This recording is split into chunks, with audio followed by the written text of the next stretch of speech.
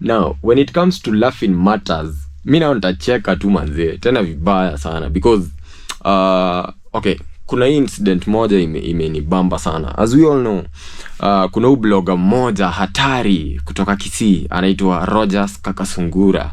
So I just woke up this morning to a post that he posted 8 hours ago pale YouTube.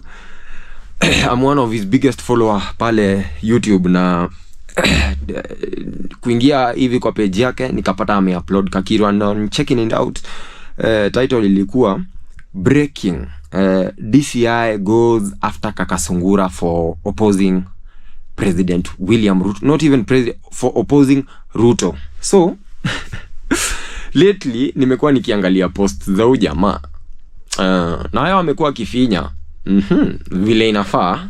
Amefinya sana pale actually. Ukiingia tuseme kama YouTube, the guy is with over 165k subscribers, na videos amepost ni 3.3k only, na pale Facebook akona over 50k followers.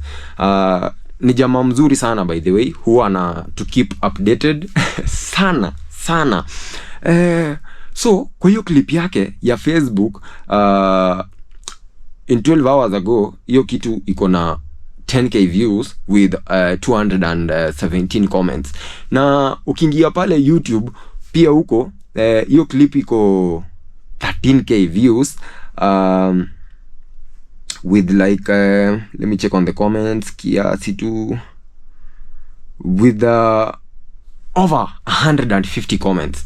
Na kwa hii clip nikiangalia vizuri, the guy was saying like, yo, unajua ni aje mimi nimekuanga opposition even way before President William Ruto became the president. Yeah, this is true because wengi wetu tulianza kumfuata even before afanya nini, before President William Ruto akuwe president nini, na amekuanga akigonga serikali of course, which is a good thing. Opposition, that's what you should do bana. At least lazima wasukume kazi, au sio?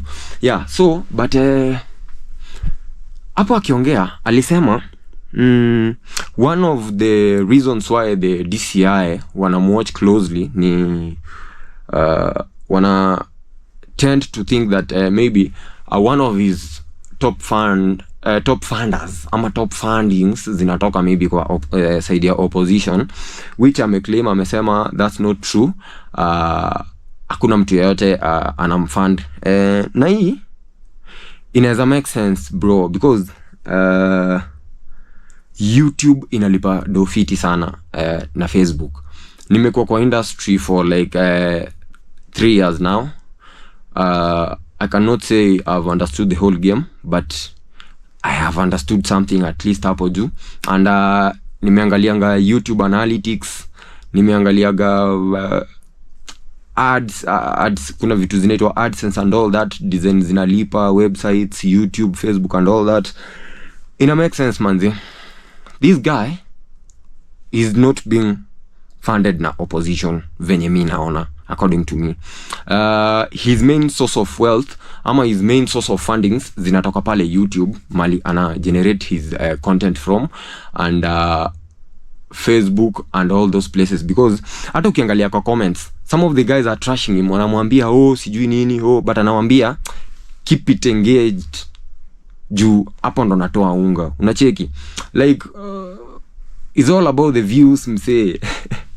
Acha akule views, kwani views ni nini? Si kama ni serikali tu, acha mtu akule views, because wengi wetu tunatoa hapo unga bana. Pale YouTube inalipa dofiti, Facebook inalipa dofiti, na tusipowagonga hiyo do iwezi toka. So sometimes we have to break the rules manze, pia sisi tupate. Mimi nabambikanga tu nikiona kijana ako na kitu anakula bana. So the guy the other day alipostingi a screenshot pale Facebook, actually see Facebook in one of the groups that tuko na yeye, and estimated revenue ya hiyo mwezi ilikuwa about, not even about, ilikuwa over 250k. So hebu niambie, na hana YouTube moja. So if one of his YouTube channels can pay him 250,000 monthly, na akona channel zingine maybe zenye hata ni anonymous, hatujui man. So hii game iko na do. Opposition pia wako mafutani vizuri, wachote ujamaa ka kitu. That's what I know. Opposition haina do fiti sana ya kusukuma ujamaa. So ujamaa anasukuma content yake ndo apate maziwa. Whatever, yani like hiyo ndo kitu kila blogger sasa Kenya angefanya. So acha ujamaa endelee kufinya bana, aendelee kupata unga au sio?